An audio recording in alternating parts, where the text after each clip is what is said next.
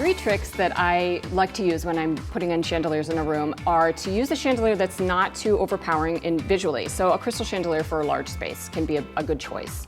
Also, I like to double chandeliers above a dining table or above a kitchen island. I think, double is a better choice than one oftentimes. And probably just to make sure it's the right scale.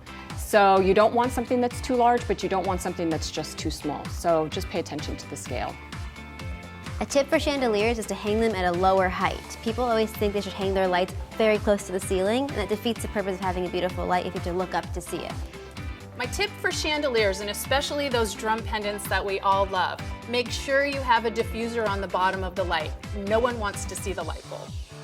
3 of my go-to tips for chandeliers are A, they don't necessarily need to be frilly and feminine and covered with crystals. They can be more masculine, architectural, and structural. 2, if possible, hang your chandelier over furniture so clearance isn't an issue. 3, make sure if you have chandeliers in the same space that they're either distinctly different from one another so it looks intentional, or they're just the repeated same chandelier.